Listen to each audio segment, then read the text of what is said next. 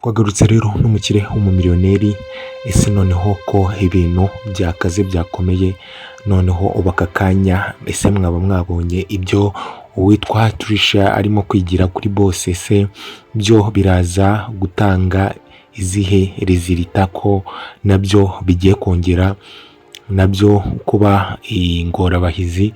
Uwitwa Tricia turabizi yuko ubushize twabonye yibwirira Bucuri yuko umuhungu bari kumwe rwose ari ukuba ari aho ngaho gusa. Ubwo yavugaga Lucky ati ko rwose biba ari ibyaho ngaho, ni nko kuvuga ngo naba mbayeho nta muntu mfite nkunda nawe, ahubwo ukabona uburyo arimo kuvuga Lucky rwose ntabwo amwitayeho cyane.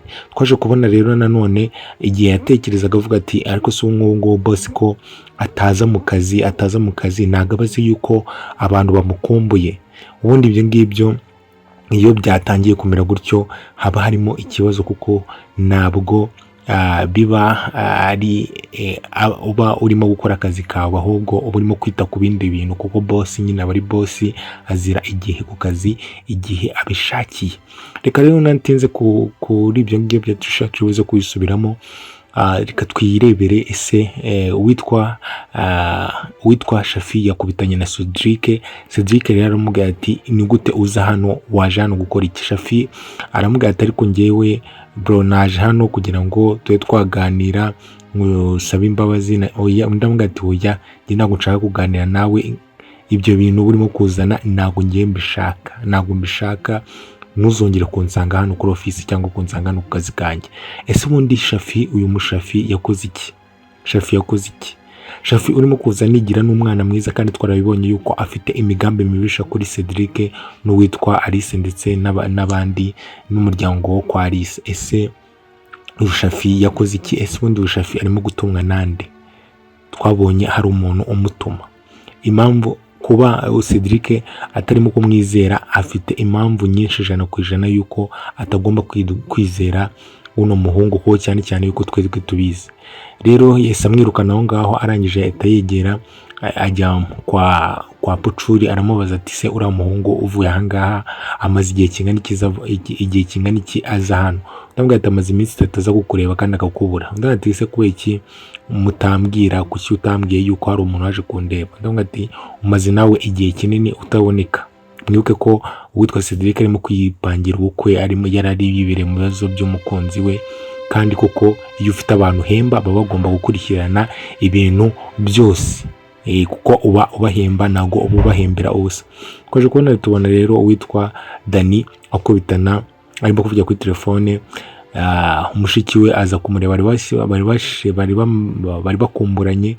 Ubwo Alice aramubona, barakomeza, aramubwira ati ukumbi waje hano? Ndanga ati yego naje, kandi ngiye kwamara igihe kinini, kuko tuje kureba papa, kuko papa yatwemereye noneho yuko dushobora kuba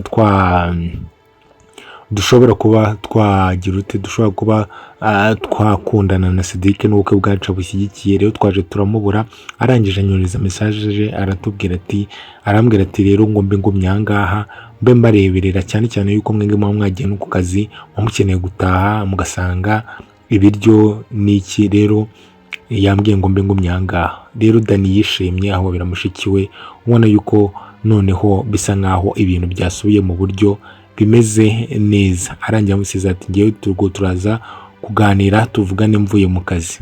Twaje kubona rero uwitwa Cedric avugana n'uwitwa Alice, arimo kumubwira ati ibintu bimeze bite? Ndamubwira ati bimeze neza nta kibazo. Ndabati rero ndagukumbuye, ati nawe ndagukumbuye. Arangira amubwira ati rero ndagira ngo ubwe n'akandi kantu rero utaruzi, nuko aka kanya uwitwa Shafi avuye hano kundeba, ndi arikanga. Ese Shafi, nongeye nsubiremo, Shafi, uyu Shafi yakoze iki bano bantu? Rero yakomeje kumubwira ati ndagukumbuye rwose, ugire vuba tubonane. Aho ngaho twavuye twanye twibonera uwitwa Cedric aza muri biro, arangije aza asuhuza uwitwa Tricia aho yarari.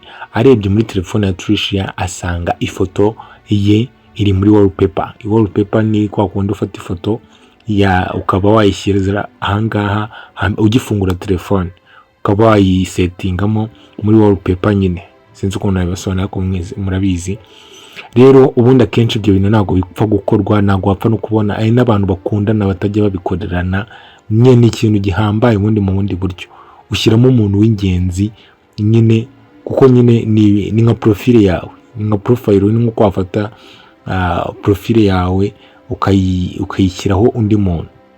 Rero uwitwa Cedric yabishidikanyije, aribaza ati kubera iki se wanshyize muri wallpaper yawe? Undi amubwira ati impamvu nayo gushyizeho nuko uri boss wanjye kandi ukaba warageze ku bintu byinshi. Ati rero iyo mbyutse nkakureba rwose nyine bintera ishema.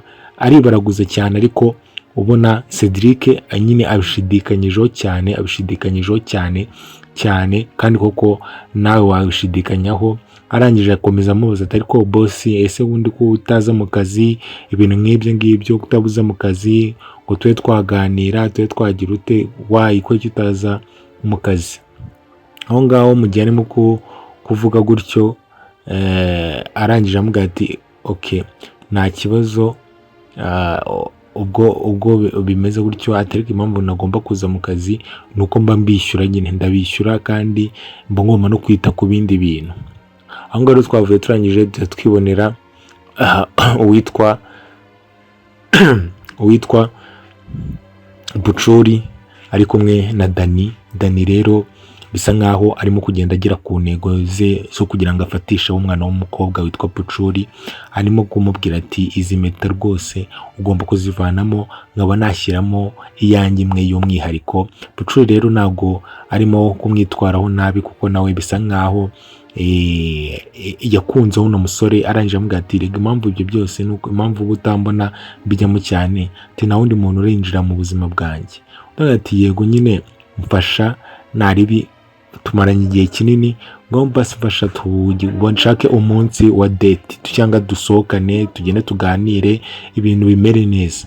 Undi rero ntabwo yamwangiye, yambwiye ati ahubwo kuwa gatanu tuzasohoke ibintu tugende tubikore neza. Twaje kubona rero abantu bikundaniye hano mu mituko myiza, mu nseko nziza, uwitwa Sheromo n'uwitwa Gihozo. Urukundo rurimo kugurumana, barimo kubwirana imwundo, babwirana yuko bakundana cyane, urukundo ruryoheye amaso. Rero twaje kubona rwose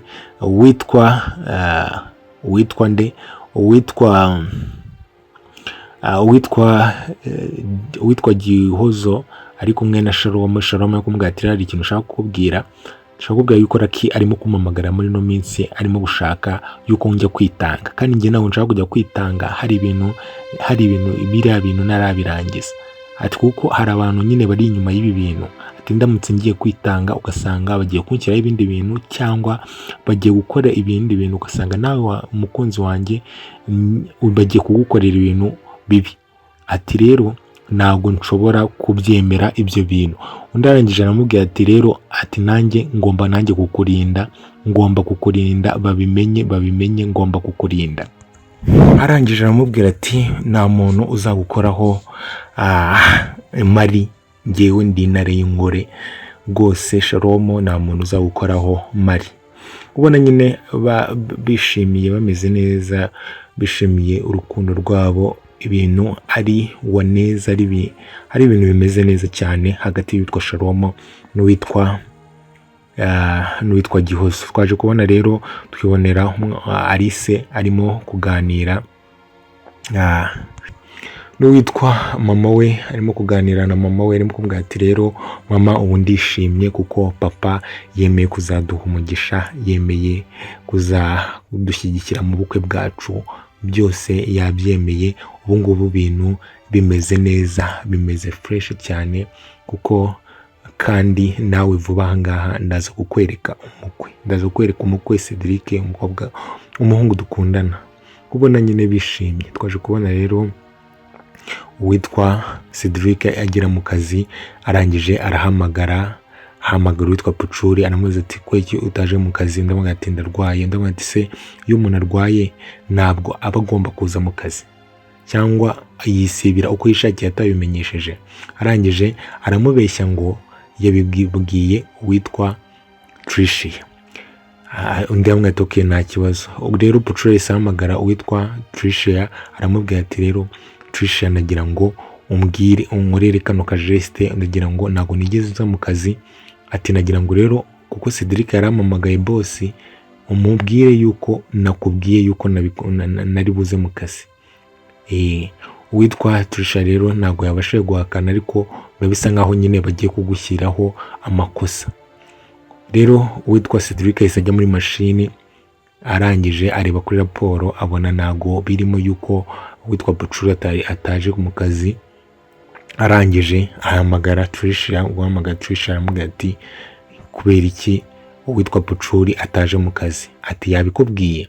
Undi asubiza bisa nkaho koko nabyo bari bamubwiye, nyine yari afite ubwoba, aramubwira ati yego yabimbwiye, ariko Cedric w'umuntu mukuru yabibonye. Arangije muri ako kanya barimo kuganira, ndamubwira ati ariko ugomba gushyira abakozi ku murongo.